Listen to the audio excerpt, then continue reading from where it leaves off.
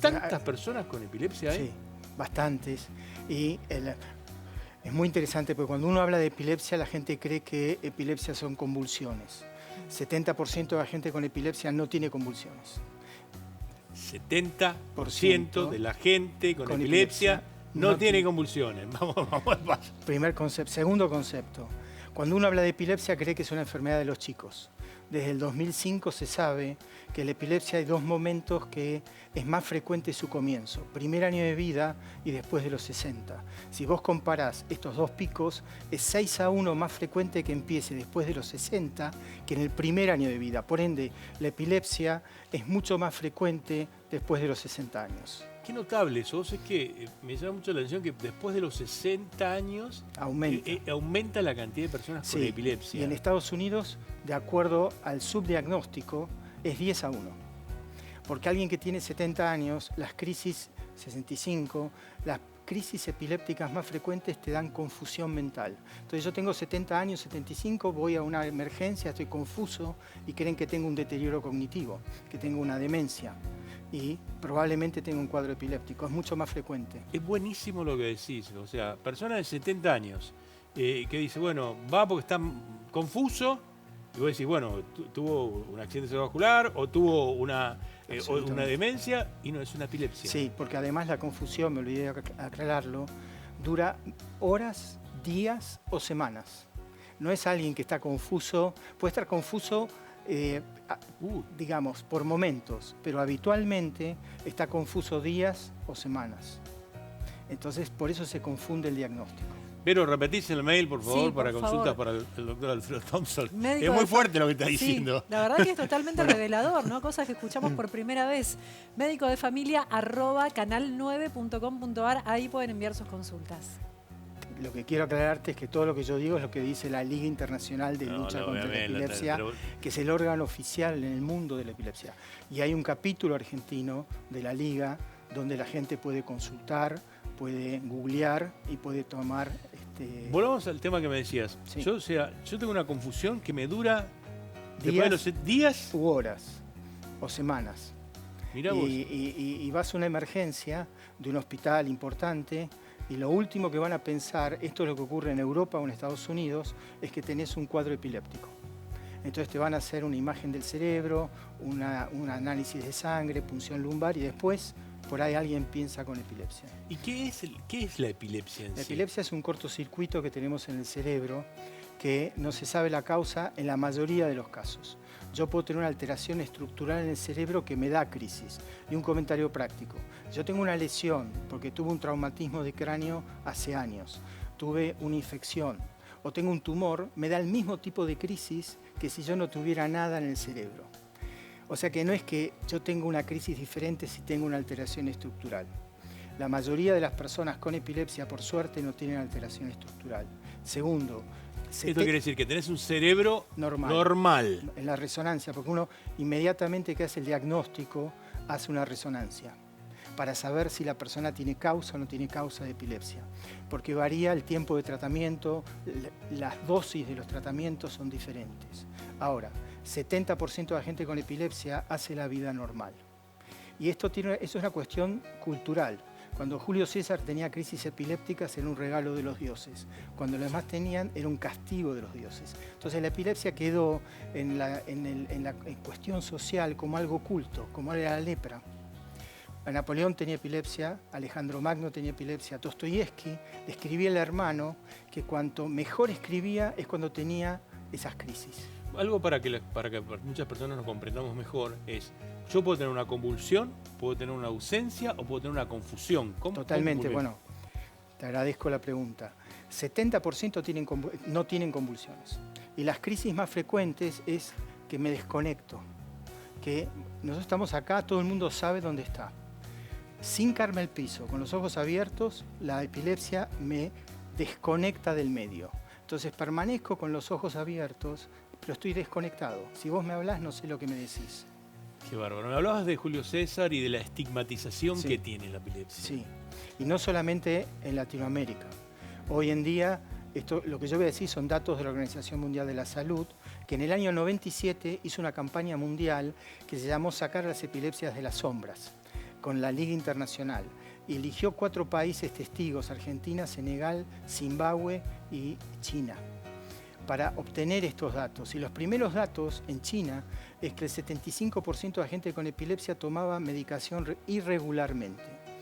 Existen 25 fármacos para controlar las crisis. Qué bárbaro. Y o sea, el tema de la estigmatización me contabas que, o sea, ¿no conseguís trabajo? No, hay discriminación para las personas con epilepsia, para el acceso a la educación y al trabajo, acá y en el primer mundo. Tal vez no te va a pasar nunca en tu vida, pero para aquellos que le pasan es tan fuerte y te marca tanto la vida que es terrible. Así es. Bueno, un dato práctico. En 1972, la Organización Internacional del Trabajo, OIT, legisló qué trabajos alguien con epilepsia podía hacer y cuáles no. Y eso es del año 72. Y todavía nosotros le decimos a la gente, si usted va a pedir un trabajo, quiere entrar a una universidad, no diga que tiene epilepsia. Porque 64% de la gente con epilepsia hace la vida normal. Mientras yo tome medicación y además, como hay 25 drogas para las crisis, se llaman drogas anticrisis, porque no me cura la epilepsia pero evita que tenga crisis, vos podés hacer un traje a medida para cada persona, de acuerdo a la edad, al sexo, enfermedades concomitantes, etc. Es muy alentador lo que estás diciendo, porque es muy importante. O sea, vos podés hacer un traje a medida para cada persona dependiendo de la sintomatología, los antecedentes que tenga. Absolutamente. Y el 36% de la gente que no responde a la medicación, hay un 10% que se puede operar. Y que hay cirugía de la epilepsia. Absolutamente. Y desde 1996 en la Argentina existe la misma posibilidad de operarse que en Estados Unidos. Nosotros en la Liga Argentina, en la Sociedad Neurológica, en el año 99, presentamos con el Hospital Ramos Mejía, con Fleni, y yo en ese momento estaba en el Hospital Británico, los datos de la Argentina. Y operarse en la Argentina del lóbulo temporal, por ejemplo, da los mismos resultados que operarse en Estados Unidos. Te voy a hacer una pequeña paréntesis acá. ¿Cómo es la cirugía? Porque me llama, bueno. ¿Cómo es la cirugía? Pues yo tengo un cortocircuito general que me funciona así. ¿Cómo es? Bueno, se opera a la gente que tiene lesiones.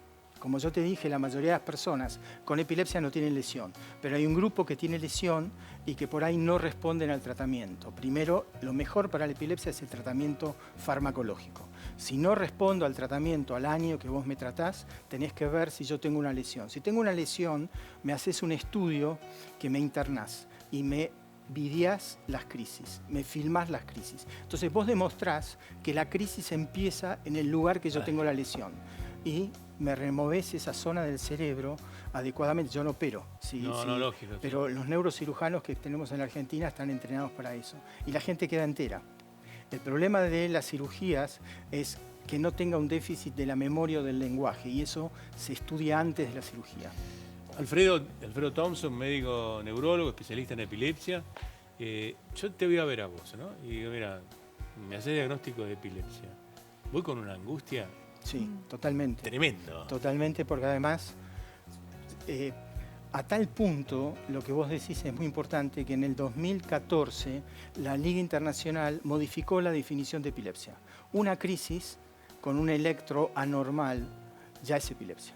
Antes del 2014 yo tenía que tener 2 crisis para que alguien me diga tenés epilepsia. ¿Y qué es un síndrome epiléptico? Un síndrome epiléptico son cuadros con signos y síntomas que caracterizan perfectamente ciertos tipos de epilepsia. Por ejemplo, entre los 8 y 21 años, el cuadro más frecuente es la epilepsia mioclónica juvenil, que son chicos que tienen sacudidas, como las que uno tiene cuando se está quedando dormido, pero las tenemos durante el día.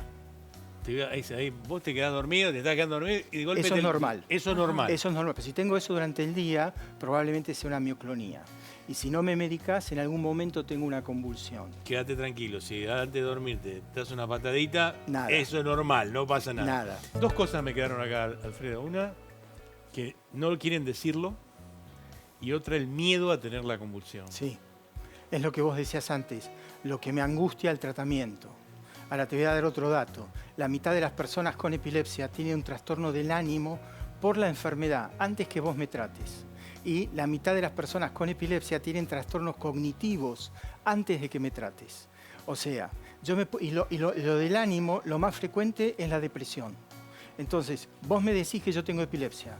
Me puedo deprimir por el diagnóstico, pero la enfermedad también me deprime. Claro. Y si estoy deprimido, tengo 2 o 3 veces más crisis de las que tendría que tener. Y lo que ustedes acaban de mostrar es un buen ejemplo. Una es una chica que tiene una secuela de una infección y las otras chicas de España no tienen lesión cerebral y hacen la vida normal, están medicadas. O sea, con la medicación uno hace la vida normal. Con la medicación uno hace la vida normal. Contame, esto que es un cerebro, obviamente, pero vamos a ver una crisis epiléptica. Claro, y cuando empiece a avanzarlo, ahí te lo tenés. ¿Qué estamos viendo? Sí, eso es una descarga eléctrica que es focal, que está localizada en el lóbulo básicamente temporal. El verde. El verde. Y que por eso se llaman focales. O sea, es un cortocircuito que está delimitado a una zona del cerebro y de un hemisferio. Y esto es muy importante para los médicos, porque estas son las crisis A que se pueden operar. B, que si me da cierta medicación que se utilizan para las otras crisis, que ahora vamos a ver seguramente, me las pueden empeorar. Entonces el médico tiene que saber el tipo de crisis o tipo de epilepsia o síndrome que yo tengo, porque elige adecuadamente el tratamiento. Avanza, Clary, a ver, o sea que yo puedo saber de qué lóbulo me sale la crisis. Absolutamente. Ahí está. Y un comentario práctico. El diagnóstico de las epilepsias es clínico, no es por un electroencefalograma. Yo puedo tener un electroencefalograma anormal y nunca tener epilepsia. El médico avala lo que dice con un electro, pero la mitad de las personas con epilepsia me haces un electroencefalograma y es normal. Pues ahí vas.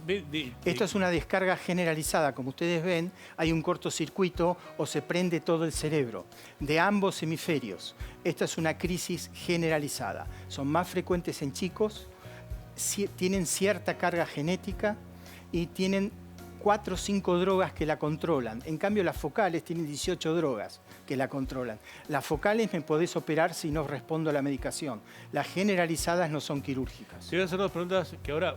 Vero, vos tenés preguntas, ¿no? Sí, A ver. doctor. Tenemos ya preguntas, consultas que van llegando. La primera es la de Marcela, que dice: buenas tardes, mi consulta es por mi hija, que hoy tiene 28 años.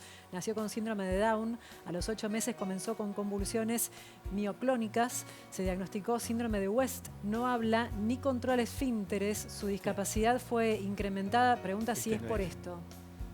No, Bueno, eso- el síndrome de West es un síndrome que se observa en chicos, no necesariamente tienen que ver o se asocian con el síndrome de Down.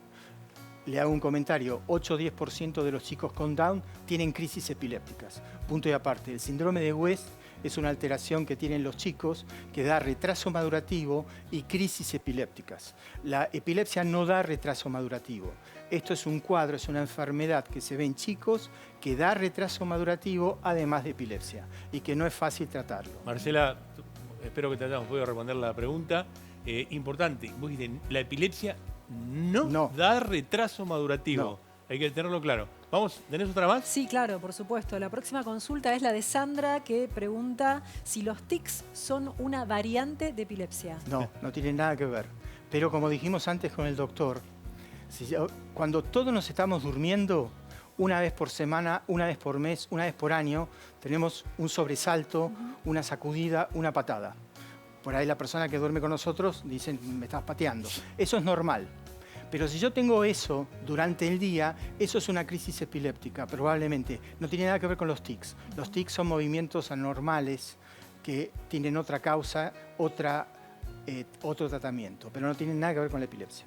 ¿Una más? Sí, doc, tenemos una más, que es la de Liliana. Dice: doctor, mi nieto de 15 años tuvo 2 convulsiones de corta duración en el transcurso de 10 días. Lo medicaron con la dosis mínima hace 7 meses, que no volvió a convulsionar.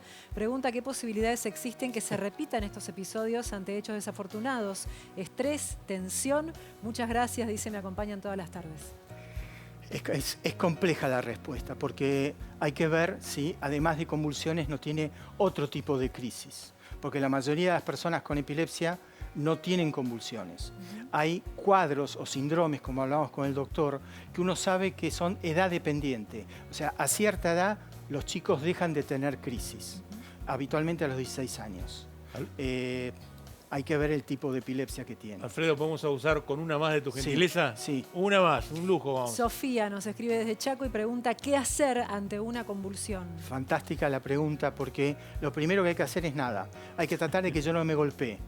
el 97-98% de cualquier tipo de crisis epiléptica es autolimitada. El cerebro descarga y para de descargar solo. Tiene un sistema que inhibe la descarga. Entonces, y la convulsión dura 59 segundos. Ahora, si es un familiar mío y yo no estoy acostumbrado a esto, tengo la sensación que se está muriendo y genera una angustia terrible. Cuando usted me pregunta cuánto dura, una eternidad, pero duran 59 segundos de promedio. Y lo que uno debe hacer es tratar que la persona no se golpee si se cae al piso. No hay que colocar nada en la lengua no se va para atrás. Nadie se seccionó la lengua ni le pasó nada con una convulsión. Esto es al revés, es como ocurre en una playa, que se ahoga alguien, lo sacan y la gente se pone alrededor. En una crisis epiléptica hay que dejar a la persona tranquila y se recupera sola. Te voy a hacer una pregunta que es habitual. Epilepsias resistentes al tratamiento. Sí. El famoso cannabis. Sí. ¿Qué experiencia tenés? Bueno, hay cierta indicación por el ANMAT a qué paciente yo le puedo dar cannabis que tienen respuesta y está absolutamente demostrado. Después yo puedo usarlo en epilepsia resistente en cualquier otro tipo de síndrome epiléptico. Vos lo podés usar en cualquier síndrome epiléptico. Absolutamente. Porque además, con una sugerencia. Por suerte en nuestro país hay 2 tipos de cannabis que están hechos industrialmente. No cannabis casero, porque eso cambia la fórmula día a día o cada vez que se prepara. En cambio, hay compañías farmacéuticas que hacen seriamente el aceite de cannabis, que no tiene nada que ver con la marihuana, no es adictivo, ni genera lesión cerebral, ni nada por el estilo. Alfredo, ha sido un placer, un lujo. No. La verdad que le agradezco a Canal 9, como siempre digo, de tener la posibilidad de hacer este enorme Para programa. mí es un gusto estar acá. Gracias, Te agradezco. un placer Por de favor. corazón.